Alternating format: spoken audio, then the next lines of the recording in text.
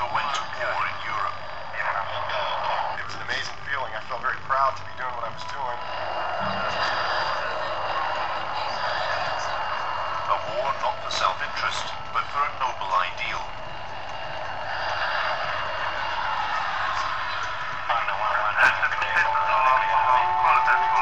Our mission is clear: to demonstrate the seriousness of NATO's purpose.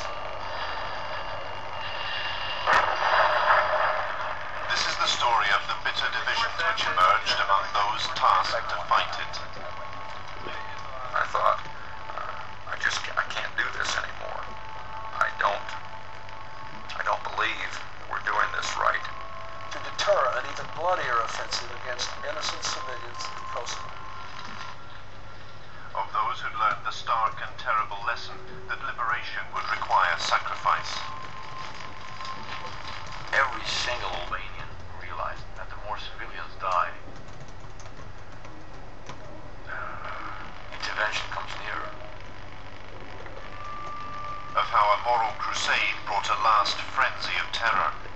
He told me, if you don't call your father, I will kill you, or your family. I will kill all of you. There is crowd in the area, but you may be able to get the drop in. The moral purpose was very simple. A gross injustice had been done to people, right on the doorstep of the European Union, which we were in a position to prevent and reverse. And we had to do that.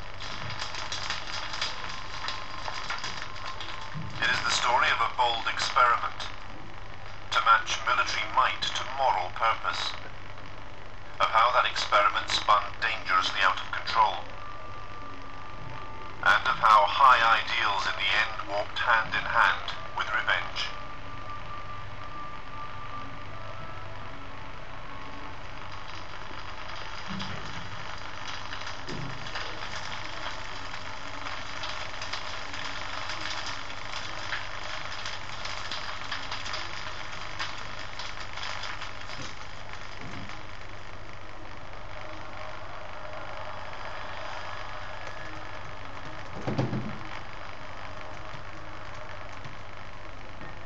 Kosovo, November last year. 5 months after NATO won its war to end the oppression of one group by another, a Serbian family drove by chance into a crowd celebrating Albanian Independence Day. This group flipped over the car, set the gas tank on fire. The car started to burn. So my parents had a choice, either to burn alive in the car or to get out.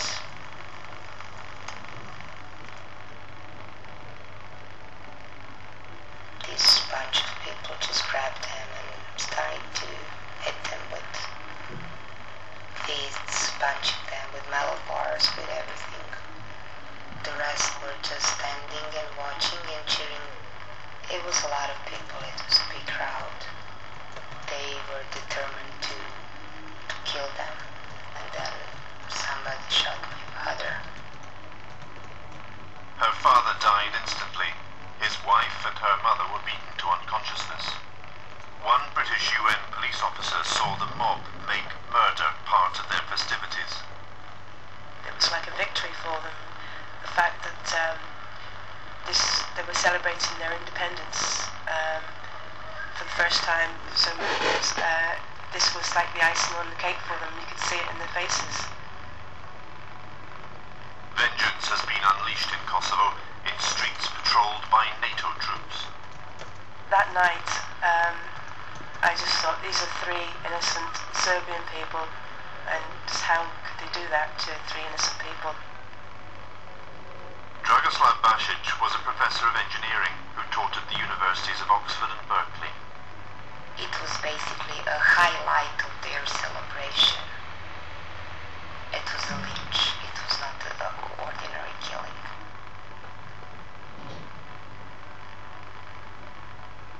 They were chanting Buchka. I found out later on that through one of the interpreters that they had been chanting 3 more Serbs dead. Buchka is Albanian for KLA, the Kosovo Liberation Army.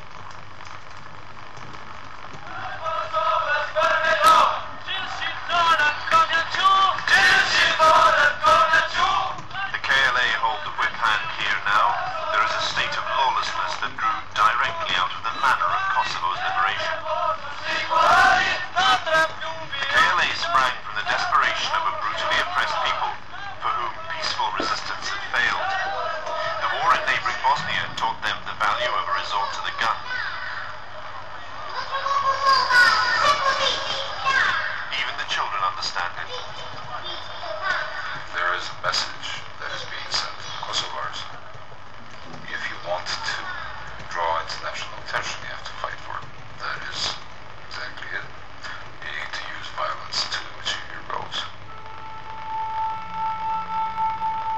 From the remote wooded hillsides of rural Kosovo, they embarked on a strategy to draw the world's most powerful military alliance into their struggle.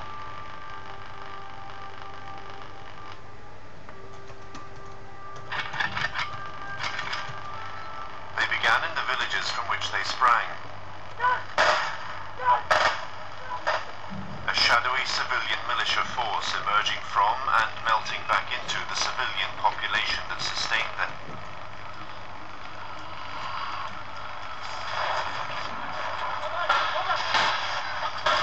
They aimed to make the roads that held Kosovo together too dangerous for the Serb forces to control them.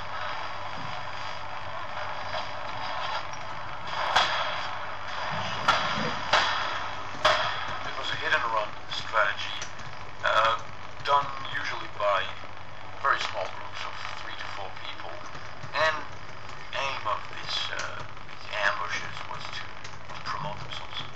Ta pretnja je zapravo tada shvaćena kao ozbiljna koja može da kasnije preraste, što može biti nepovoljno po vojsku Jugoslavije.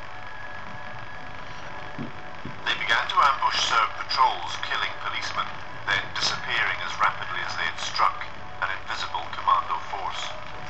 Serb casualties mounted. Would the West see them as victims of terrorism or of a legitimate people's uprising? Killing postmen or killing Serb civilians in cold blood. Those are terrorist acts that we do believe were wrong. And unfortunately, that was what the KLA was pursuing at the time. It was a calculated but dangerous gamble. The KLA's political leader, Hashim Thaçi, now admits that he knew the Serbs would retaliate against innocent civilians. Kemi pasur parasysh gjitha ato se çka ajo mund të bëjë edhe me popullatën civile.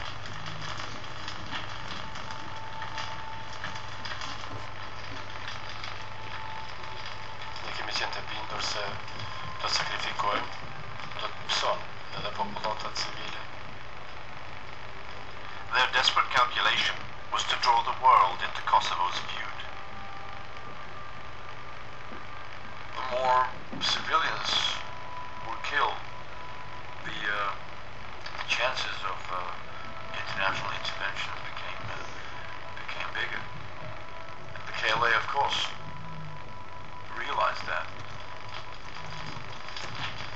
There was this foreign diplomat who once told me, look, unless you pass the court of 5,000 deaths,